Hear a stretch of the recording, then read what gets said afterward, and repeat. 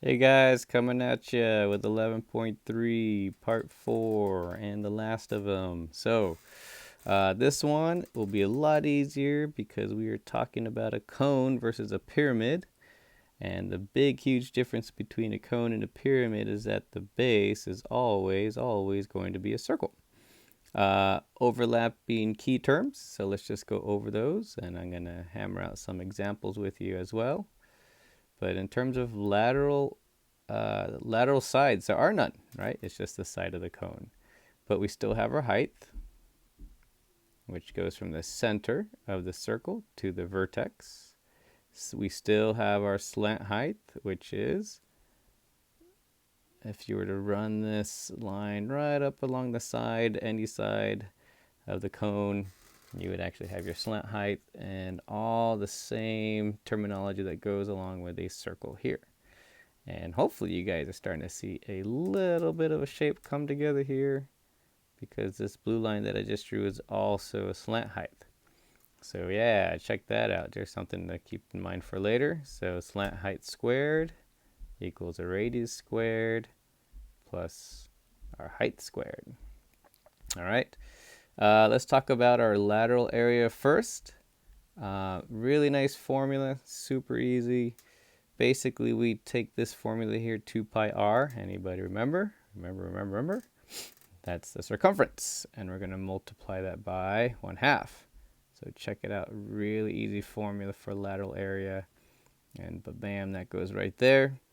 And then we're going to add the lateral area to our base. But remember, the base is always going to be a circle. So the base is always going to be pi r squared. So that's going to be our formula. So for a cone, right, let's just throw these together. Surface area equals lateral area. And remember, the lateral area is equal to pi RL. And we're going to add that to pi r squared. All right, let's take a look here. Really easy example, and that'll be it for this lesson. It says, what is the surface area of the cone in terms of pi, which I know you're super excited about doing. So what's the first step?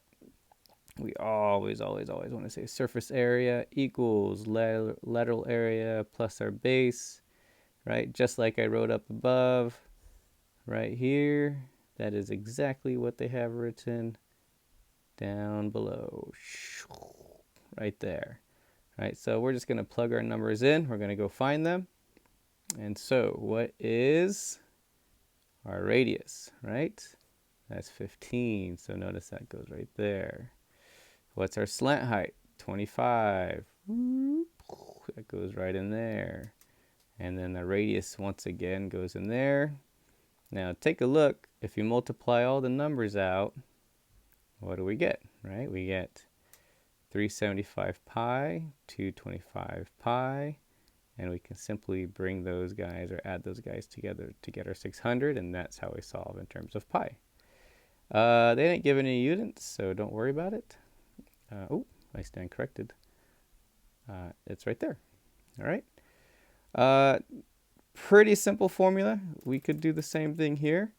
The only difference is they're going to have you guys now find the slant height, right? Which I kind of alluded to earlier. So I won't go over the whole thing, but we're taking a look at this cone here. And let me just kind of draw that around. Let's take a look at a different color, right? Are we given the slant height? We are not, right? And that's what we want to find right here.